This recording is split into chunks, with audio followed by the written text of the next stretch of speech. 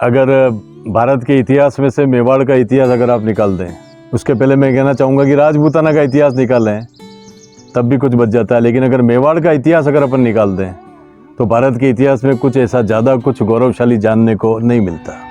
और उस मेवाड़ के इतिहास में से भी अगर हल्दीघाटी युद्ध को अगर हम निकाल दें और उस हल्दीघाटी युद्ध में से भी अगर हम चेतक को अगर निकाल दें तो शायद मैं मानता हूं कि कुछ भी नहीं बचता। दोस्तों नमस्कार, आप देख रहे हैं राष्ट्र न्यूज़ और मैं हूं रमेश गर्ग।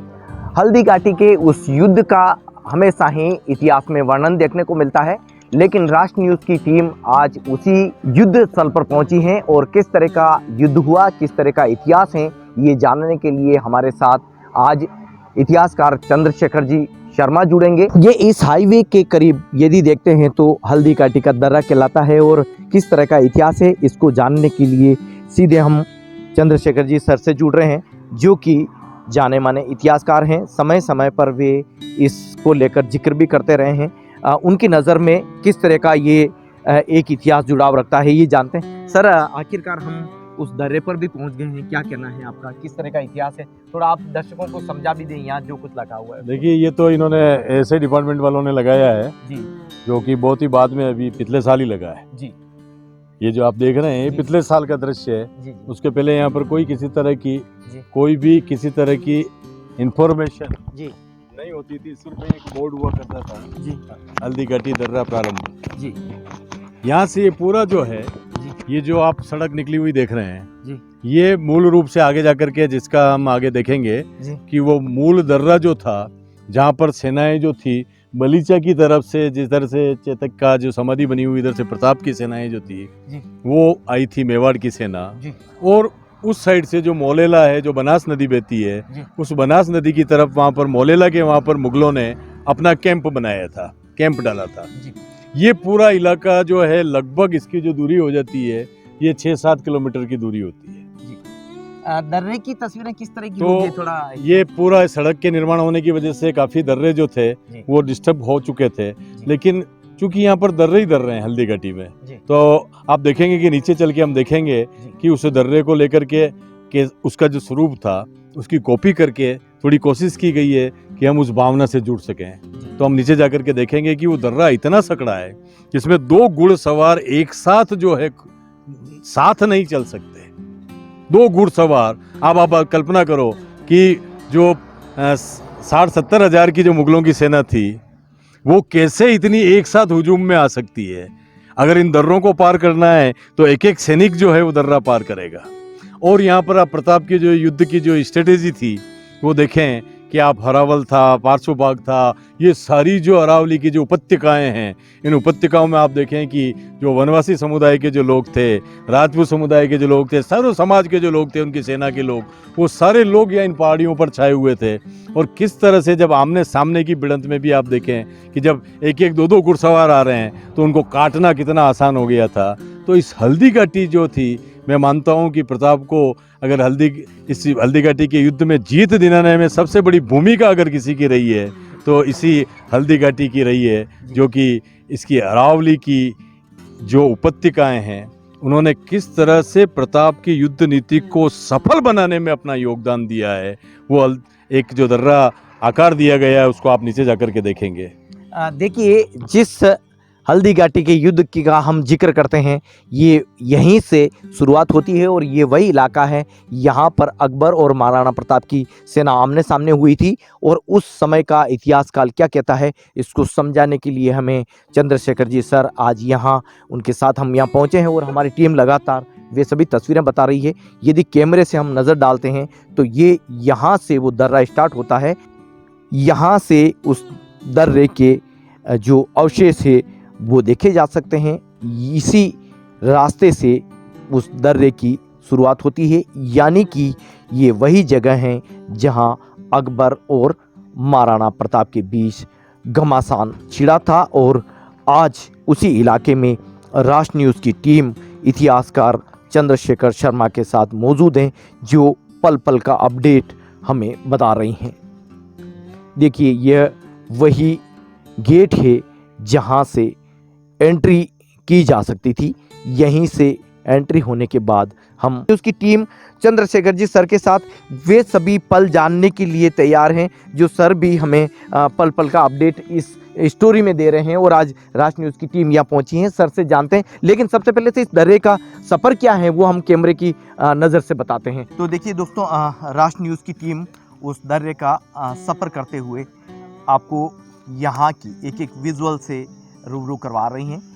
इस इलाके में पहुँचने पर इस दर्रे में जब हम यहाँ पहुँचते हैं तो घना जंगल जो है वो यहाँ से शुरुआत हो जाता है। और इसी जगह पर यानी कि जब युद्ध लड़ा जा रहा था तो इस युद्ध में भी एक रणनीति थी कि किस तरह से उस दुश्मन को परास्त किया जा सके और एकांत में इस दर्रे में उस युद्ध को लड़ा गया। आज जब देश महाराणा प्रताप की जयंती मनाता है, हल्दीघाटी दिवस मनाया जाता है, तो ऐसे में यहाँ के इतिहास को इन तस्वीरों के माध्यम से बेहद आसानी से समझा जा सकता है। तो पल पल का अपडेट आपसे जानना चाह रहे हैं, आप ही बता दीजिएगा किस तरह से हम यहाँ की शुरुआत कर रहे हैं सर। ऐसा है कि ये पूरा जो क्षेत्र है पूरा दर्रों का क्षेत्र ही है। जहाँ पे सड़क बन चुकी है वो भी दर्रे ही थे, ये बाद का डेवलपमेंट है। और ये पूरी अरावली का जो है मेवाड़ का प्रसिद्ध जो है अरावली, और आप देखें कि ये अरावली जो पर्वतमाला है ये हिमालय की रेंज से भी पुरानी है। हिमालय की रेंज से भी पुरानी अगर कोई पर्वत श्रृंखला है तो वो अरावली है। और यहाँ की विशेषता ये कि यहाँ का पत्थर जो है वो बड़ा कठोर होता है, बड़ा कड़क होता है, बड़ा मजबूत होता है।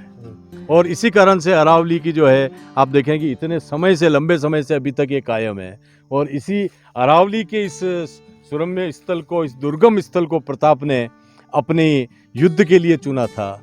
क्योंकि अकबर तो चाहता था कि प्रताप मैदान में, मांडलगढ़ के मैदान में आकर के युद्ध करे, लेकिन चूंकि प्रताप जानते थे कि खानवा का युद्ध भी राणा सांगा उसके परपितामह इसलिए हारे थे कि वहाँ पर तोपों के कारण, बारूद के कारण मैदान का युद्ध था और उनको शिकस्त खानी पड़ी।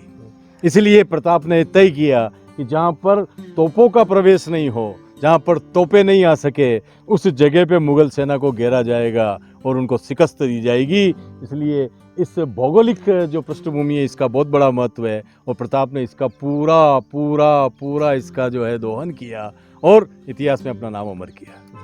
तो हम करीब आधा किलोमीटर का सफ़र करते हुए इस घने जंगल में उस दर्रे की तरफ बढ़े जा रहे हैं जहां अकबर और महाराणा प्रताप की सेना के बीच घमासान छिड़ा। और घमासान भी ऐसा कि सेना जो है लगातार मुकाबला करते रही और उस इतिहास को आज भी, उस युद्ध को, उस इतिहास को देखा जाता है। देखिए दोस्तों, हमको करीब 1.25 किलोमीटर का सफ़र करने के बाद में सांस चलने लगी है, लेकिन चंद्रशेखर जी जो कि इतिहासकार हैं, महाराणा प्रताप को इतिहास में जानने के लिए हमेशा ही लालायित रहते हैं। ऐसे योद्धा के इतिहास को लिखने पढ़ने के लिए भी शक्ति चाहिए। ऐसे में हम जब उनको हमारे इस कैमरे में कवर करते हैं तो देखिए ये चंद्रशेखर जी सर क्या दिखा रहे हैं ये जानने की कोशिश करते हैं। उस योद्धा की युद्ध की मिट्टी से इतिहासकार को तिलक लगाते हुए देखा जा रहा है। और भी इतना सकड़ा हो जाता है। अभी इसके अंदर काफ़ी झाड़ियाँ डेवलप हो चुकी है, तो इसके अंदर जाना जो है ये यहाँ का मुहाना है जी। तो इसके अंदर आप देखें कि 2 अश्व भी, 2 घुड़सवार भी एक साथ बाहर नहीं निकल सकते। अगर उनको हल्दीघाटी की तरफ ऊपर जाना है, मेवाड़ की तरफ जाना है, तो उसको एक एक घोड़े को ही आगे आना होगा। और इन सारी ये जो आप देख रहे हैं, आप थोड़ा देखें कि ये पहाड़ियाँ, ये जो अरावली की पहाड़ियाँ हैं, यहाँ पर सारे जो मेवाड़ के सैनिक थे वो घात लगा करके बैठे थे। और ऐसे घात के समय में यहाँ से निकलना और फिर यहाँ पर जब चारों तरफ से अटैक जब हुआ तब ये सेनाएं जो थी, ये सेनाएं यहाँ से 5 किलोमीटर नीचे ये दक्षिण से उत्तर पूर्व की तरफ जाता है, दक्षिण से उत्तर पूर्व की तरफ जाता है। और उत्तर पूर्व की तरफ जो बनास नदी है उसके आगे मोलेला गांव है, उस मोलेला गांव के वहाँ पर मुगलों का कैंप था। उस तरफ सारी मुगल सेना पीछे कदमों से लौटती हुई भागती चली, जहाँ पर पर्शियन सोर्सेज खुद बदायूं इस युद्ध में मौजूद था, वो लिखता है कि हम ऐसी तरह से भागे जा रहे थे कि हमें ऐसा लग रहा था कि हमारी जान जाने वाली है। और आगे जाकर के जो एक थोड़ा सा एक मैदानी भाग आता है, वहाँ पर वो सेनाएं मेहतर खां के ये कहने से रुकी कि अकबर भी अपनी रिजर्व फोर्स के साथ में आ गया है, तो भागती हुई सेना को थोड़ा सा मनोबल बना।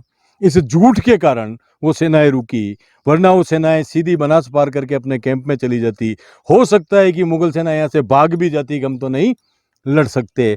इस तरह का वातावरण इस दर्रे के कारण जो है, तो ये दर्रा जो है आप देखेंगे इसकी इतनी पवित्र, मैं मानता हूँ कि हल्दी घाटी की, आप इस मिट्टी को देखिए, आप थोड़ा सा हटें इधर, मिट्टी आप का आप रंग आप जो मिट्टी है, का रंग देखिए। जी। इसको कहा जाता है कि मिट्टी का जो रंग है ये आप हल्दी जैसा जो है इसका रंग जो है वो रक्त मिला हुआ रंग इसका माना जाता है कि रक्त के कारण। लेकिन जो इसकी जो प्राकृतिकता है, क्योंकि यहाँ पर चंदन के वन हुआ करता था, ये हल्दी घाटी क्षेत्र पहले पौराणिक काल में, प्राचीन काल में मानसरोवर के नाम से विख्यात था। और उस मानसरोवर के कारण ही यहाँ पर चंदन का वन हुआ करता था। अभी भी आप देखें चंदन के पेड़ आप देख सकते हैं। दोस्तों आप ये देखिए, देखिए, ये देख सकते हैं, चंदन के पेड़ ये हैं। चंदन के पेड़ हैं। चंदन और हल्दू के पेड़ यहाँ पर पाए जाते थे। उस प्राकृतिकता के कारण ही यहाँ की जो मिट्टी थी। लेकिन जब इसमें इतने लोगों का रक्त और मिला, तो मेरा मानना है कि इस मिट्टी का, इस रज का, ये मिट्टी रज हो गई। और रज जो थी, उस रज का एक आकर्षण जो था, उसकी जो एक खुशबू थी, उसकी जो एक, उसके अंदर जो परमाणु थे, वो वीरता और शौर्य के परमाणु, देशभक्ति के परमाणु इसमें समा गए। प्रताप ने सर्व समाज को साथ लेकर के, सिर्फ क्षत्रिय ही इस हल्दी घाटी में शहीद नहीं हुए हैं, सिर्फ राजपूत ही शहीद नहीं हुए हैं, यहाँ पर 36 कौमों की जातियां जो थी वो शहीद हुई है। इस मिट्टी के अंदर सर्व समाज का जो रंग खून है वो गिरा था। इसलिए प्रताप के समय ये सोच कभी नहीं थी, न प्रताप ने कभी इस सोच को माना। मैं मानता हूं कि महाराणा प्रताप जो थे पूरे विश्व समुदाय के थे, उन्होंने विश्व की मानवता के लिए संघर्ष किया है। आप सोचिए, स्वतंत्रता किसको पसंद नहीं है? स्वतंत्रता किसको पसंद नहीं है? चाहे वो भारत का आदमी हो, चाहे अफ्रीका का आदमी हो, चाहे अमेरिका का आदमी हो, चाहे वो राजस्थान का हो, गुजरात का हो, बिहार का हो, स्वतंत्रता किसको पसंद नहीं है? तो उस स्वतंत्रता के मूल्य के लिए, उस स्वतंत्रता के मूल्य के लिए उन्होंने, हाँ ये मैं कहना चाहूंगा कि वो सच्चे क्षत्रिय थे, कि जो महाराणा प्रताप थे वो अकबर के उस रास्ते में खड़े हो गए और कभी भी उन्होंने अपनी इस अरावली को क्रॉस करने नहीं दिया। और अकबर को ये बता दिया कि ये जब तक ऐसे देशभक्त मौजूद हैं, वो कभी भी अपनी मातृभूमि को जो है वो गुलाम नहीं होने देंगे। तो उन्होंने स्वतंत्रता और स्वाभिमान और नैतिक मूल्यों के लिए, धर्म और समाज की पवित्रता के लिए संघर्ष किया है, जिसमें सर्व समाज का सहयोग मिला है। सिर्फ हम ये नहीं कह सकते हैं कि वो सिर्फ एक वर्ग विशेष से थे या किसी जाति विशेष से थे। प्रताप सबके हैं और प्रताप सबके थे और सब प्रताप के हैं। मैं ये भी मानता हूँ हर प्रताप से प्रेम करने वाला उनका वंशज है। मैं चंद्रशेखर अपने आप को प्रताप का वंशज मानता हूँ, क्योंकि मैं प्रताप से प्रेम करता हूँ। क्या बात है। देखिए, इस दर्रे में पहुंचे तो इतिहासकार ने मन की बात बताई और उस इतिहास को भी दोहराया कि किस तरह का इस दर्रे का इतिहास रहा और इस दर्रे में किस तरह से दो सेनाओं के बीच में युद्ध हुआ और आखिरकार दुश्मन को परास्त किया गया है। ये सर्वसत्य, इसको शॉर्ट में जान लेते हैं।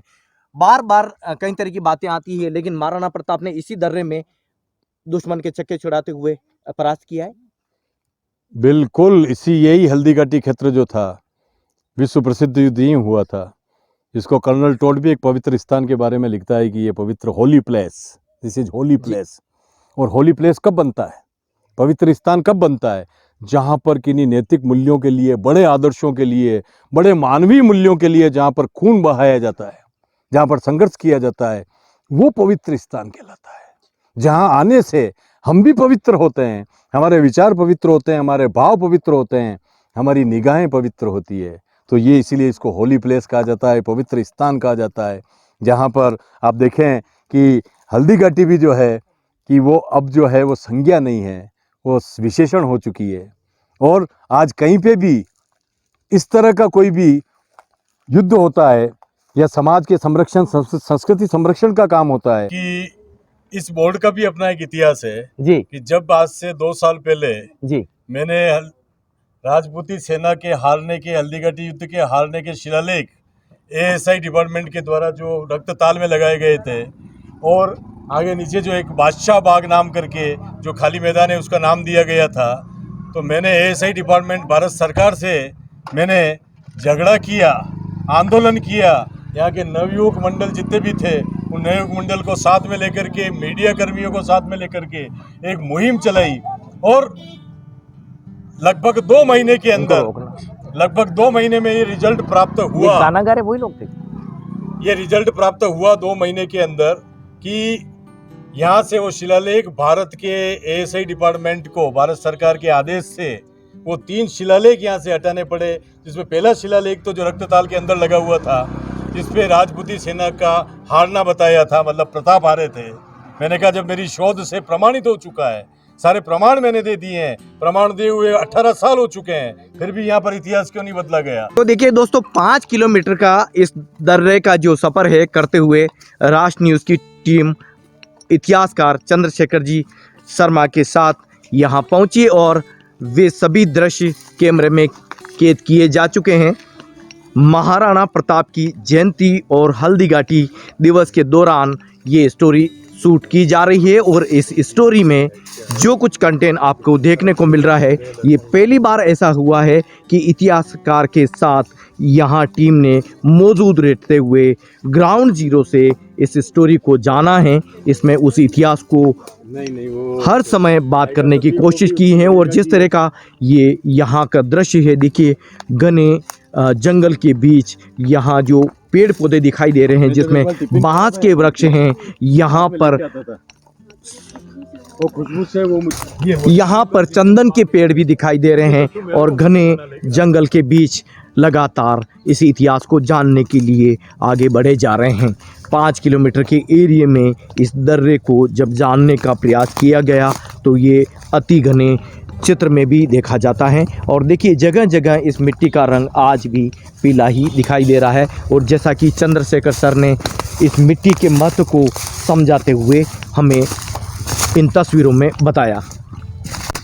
अब हमारी टीम इस दर्रे से एक बार फिर बाहर की तरफ जाते हुए इतिहास में क्या कुछ बचता है, यहाँ का इलाका क्या कुछ कहता है, इसको लेकर आगे फिर बढ़े जा रहे हैं। सपना है कि यहाँ पे अब 1 करोड़ में जमीन दे रहे हैं। जगह जगह ये दिशा सूचक यहाँ लगाए गए हैं।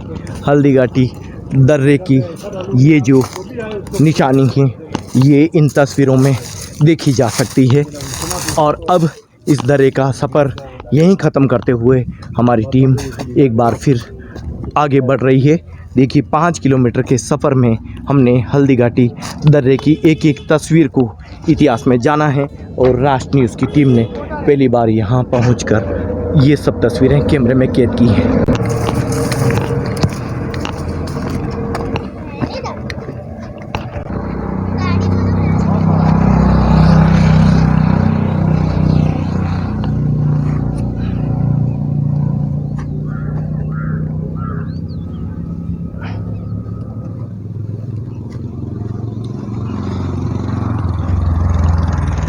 ये पुरातत्व विभाग द्वारा बाद में इस तरह के प्रयास किए गए हैं।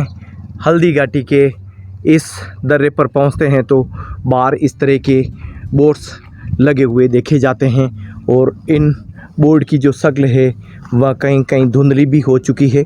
लेकिन हल्दीघाटी इस इलाके को अभी भी संरक्षण की ज़रूरत है। वहीं इतिहास को बनाए रखने के लिए सरकार को प्रयास ज़रूर करने चाहिए ताकि इसको आने वाली पीढ़ियां सही से जान सके, इसके महत्व को शिक्षा पाठ्यक्रमों में भी समझा जा। हल्दीघाटी के उस युद्ध का हमेशा ही इतिहास में वर्णन देखने को मिलता है, लेकिन राष्ट्र न्यूज़ की टीम आज उसी युद्ध स्थल पर पहुंची है और किस तरह का युद्ध हुआ, किस तरह का इतिहास है, ये जानने के लिए हमारे साथ आज इतिहासकार चंद्रशेखर जी शर्मा जुड़ेंगे। वे हमें इस युद्ध की अहमियत को बताएंगे।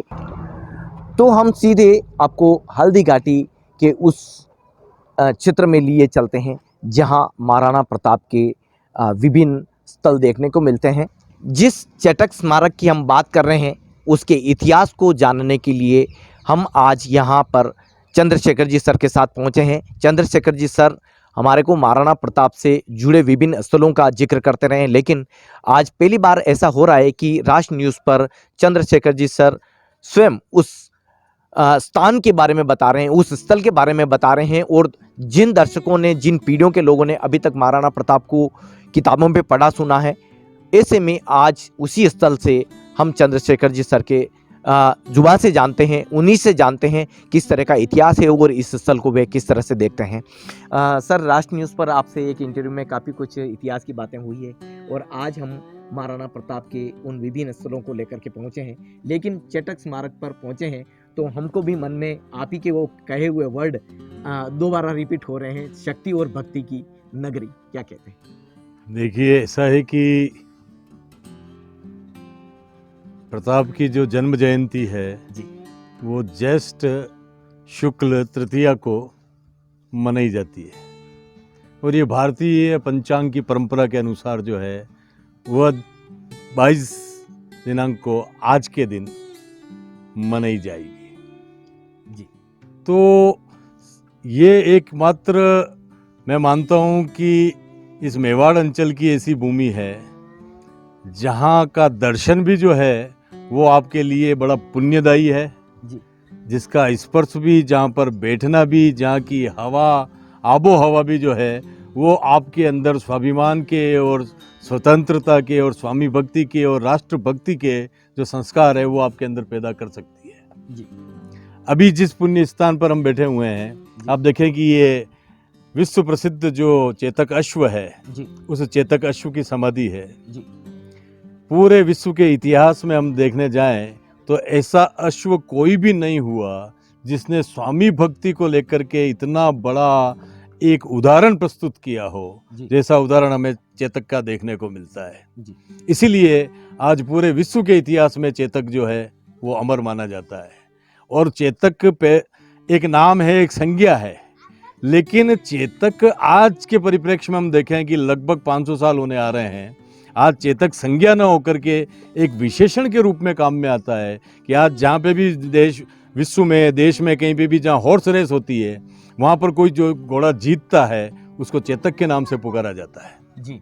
ये एक जो चेतक का होना, मैं चेतक का जो एक कद है इस विश्व में, वैश्विक परिदृश्य में, वो मैं आपको बताने जा रहा हूँ कि वो इतना बड़ा नाम हो चुका है चेतक का। और उसके पीछे जो कारण था, आप देखें कि वो अरबी नस्ल का घोड़ा था और वो प्रताप के सानिध्य में रह करके उसकी जो नस्ल के जो गुण थे उनका और भी विकास हुआ।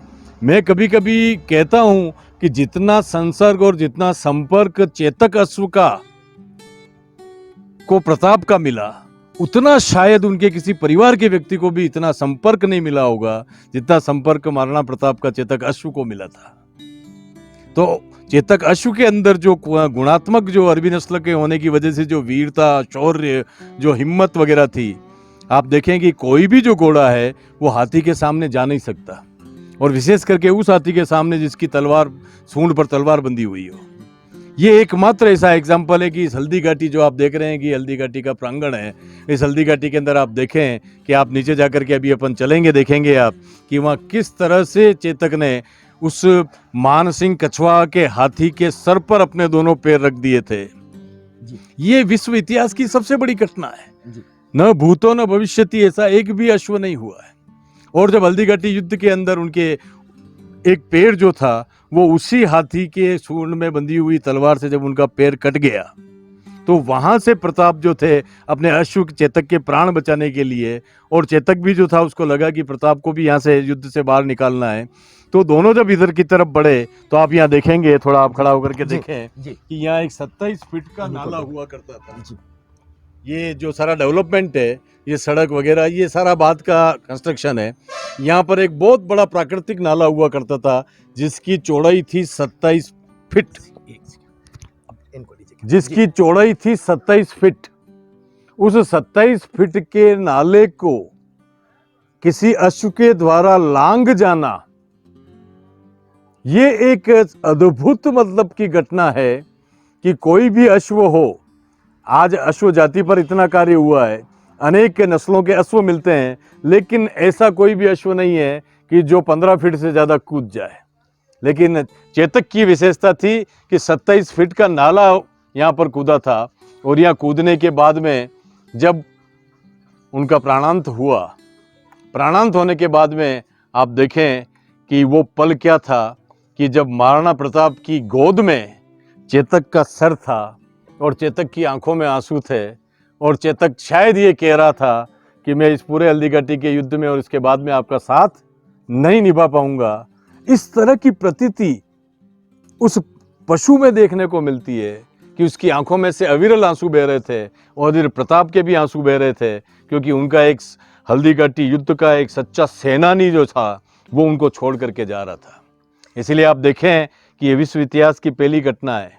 इसके पहले एक उदाहरण मिलता है कि जब सिकंदर भारत से लौट रहा था तब उसने अपने घोड़े को लेकर के, उसकी डेथ हो गई थी रास्ते में, तो उसका स्मारक बनवाया था, लेकिन वो स्मारक आज कहीं देखने को नहीं मिलता। मध्यकालीन इतिहास का ये सबसे बड़ा उदाहरण है कि पूरे विश्व के इतिहास में एकमात्र जो है अश्व का अगर कहीं समाधि मिलेगी, कहीं स्मारक मिलेगा, तो वो चेतक अश्व का है, जिसको महाराणा प्रताप ने यहाँ पर बनाने के आदेश जारी किए। इस जगह के लिए उन्होंने ताम्रपत्र जारी किया, पट्टा जारी किया और ये कहा कि इस समाधि स्थल की जो सेवा करेगा, जो ब्राह्मण परिवार, जो श्रीमाली परिवार, उसको इस बलीचा गांव का सारा जो राजस्व है वो राजस्व उसको सेवा करने के बदले में मिलेगा। इस शहीद स्मारक पर जब हम पहुंचते हैं तो यहाँ आने वाले लोगों से प्रतिक्रिया लेते हैं, क्या कुछ उनका कहना है। सबसे बड़ी बात है, जब महाराणा प्रताप के इस विशेष अवसर को लेकर इस जयंती को मनाया जाता था, ऐसे में ये क्या कहते हैं। शहीद स्मारक पर पहुंचते हैं और चेतक शहीद स्मारक की ये तस्वीरें देखते हैं तो मन में किस तरह के ख्याल आते हैं और क्या इतिहास देखते हैं। सर यहाँ का क्या है, बहुत अच्छा, बहुत बड़ा इतिहास है। और ये जो है चेतक की समाधि है, जो महाराणा प्रताप का घोड़ा था और बहुत वीर घोड़ा था। और यहाँ पे आने से बहुत अच्छी प्रेरणा मिलती है और बहुत ऐतिहासिक जगह है पूरी, जो हल्दीघाटी की है। यहाँ पे ऊपर म्यूजियम भी बना हुआ है और यहाँ आने से बहुत अच्छा लगता है। कहाँ से आना हुआ और कितनी बार इस तरह के इतिहास को देखते हैं और क्या लोगों को मैसेज जाता है। यहाँ पे मैं यहाँ पे पास में रहता हूँ, तो यहाँ पे आता रहता हूँ आए दिन। जब भी फ्री टाइम रहता है यहीं पे आते हैं घूमने के तो लिए। परिवार सहित आना होता है। जी बिल्कुल, परिवार फैमिली के साथ में आते हैं। ये मेरी वाइफ के है, अभी वाइफ के साथ में आया हो। ये है तो आती है, उसमें जो मतलब उनमें था वो हमें आता ही है। मतलब वो शहीद हुए हमारे देश के, हमारी राजस्थान के लिए, तो वो हमें आना चाहिए मतलब। और आप यहाँ रहते हैं तो इस शहीद स्मारक को कैसे देखते हैं। मैं तो वैसे उदयपुर में रहती हूँ, मगर हम यहाँ के ही हैं जी। और हम मतलब यह जो 22 तारीख को बहुत धूमधाम से मनाते हैं यहाँ पे, जो ये प्रथम जयंती है। हाँ। और यहाँ पे मेला भी लगता है और उसको बहुत धूमधाम से मनाते हैं, अच्छे से मनाते हैं। बच्चे क्या सीख रहे हैं आजकल, कहीं ऐसा लग रहा है कि मोबाइल भी छोड़े जा रहे हैं बच्चों को इसका इतिहास। हाँ, बच्चों को इतिहास के बारे में जानना चाहिए और ये जो मोबाइल में घुस रहे वो मोबाइल से मतलब बाहर निकल कर हमारे इतिहास के बारे में जानना चाहिए। और क्या नाम है आपका। निकिता। देखिए निकिता जी यहाँ की रहने वाली हैं और आपका कहना है कि बच्चों को इतिहास जानना चाहिए और यहाँ रहने वाले लोगों को भी इस इतिहास को पढ़ना अच्छा लगता है। मैम आने वाली पीढ़ियों के लिए क्या कहना चाहिए। आने वाली पीढ़ियों के लिए ये कहना चाहिए कि इतिहास जानना चाहिए, जो हमारे लिए, हमारे देश के लिए शहीद हुए, हमारे उनके बारे में जानना चाहिए और मतलब अपने जीवन में उतारना चाहिए उसको। चलो दोस्तों देखिए, महाराणा प्रताप की धरती से जुड़ी हुई हम बातें करते हैं और हल्दीघाटी इस इलाके में जब पहुंचते हैं तो चेतक के शहीद स्मारक चेतक के शहीद स्मारक पर पहुंचने पर हमें परिवार के लोग यहाँ मौजूद मिलते हैं और ये सेल्फी भी लेते हुए देखे जाते हैं। छोटे छोटे बच्चे हैं, वे आजकल इस इतिहास को लेकर क्या सोचते हैं। अभी आप चेतक स्मारक पर आए हैं। हाँ। क्या नाम है, पहले तो नाम बताइए आप। हनी श्रीमाली। हनी श्रीमाली। और आपका। माय नेम इज यशस्वी श्रीमाली। यशस्वी। यशस्वी और हनी दोनों लड़कियां हमारे साथ हैं और दोनों से बारी बारी से बात करते हैं। सबसे पहले तो यहाँ आज आके आपने फोटो लिया है। हाँ। कैसा लगा। अब वो फोटो आप नानी दादी सभी को बताने वाली हैं। हाँ जी। हमें बहुत अच्छा लगा जी। क्योंकि यहाँ पे महाराणा प्रताप ने ना हर दुश्मन का सामना किया है। अच्छा, उस दुश्मन के चक्के छुड़ाए। हाँ जी। और ये इतिहास पढ़ते हैं, अब आप आगे अपनी फ्रेंड्स को भी बताने वाली है। हाँ जी। और क्या क्या देखा।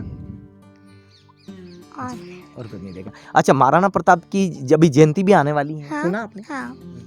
आप बुक्स में भी पढ़ती हैं महाराणा प्रताप को। यस। जी। घर पे किस तरह की बातें होती है यहाँ के एरिया को लेके।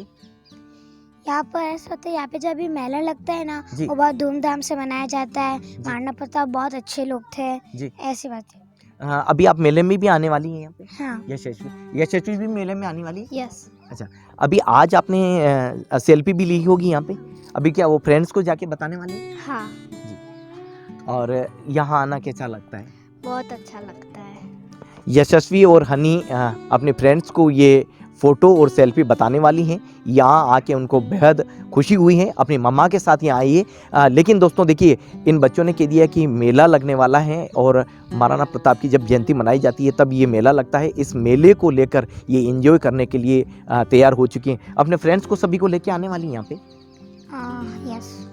तो मेले को किस तरह से एंजॉय करते हैं, क्या क्या होता है यहाँ मेले में? यहाँ पे बहुत सारे टॉयज मिलते हैं और कपड़े मिलते हैं, जी। वो सब का यहाँ पे मेला लगता है।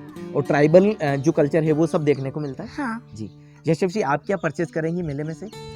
मेले में से फर्स्ट तो मैं झूलों में बैठूंगी एंड खिलौने लूंगी। क्या बात है। तो देखिए, यशस्वी और हनी ने तैयारी कर ली है, यहाँ पर जो मेला लगने वाला है उसकी एंजॉय करने के लिए ये मौजूद रहेंगी। ठीक,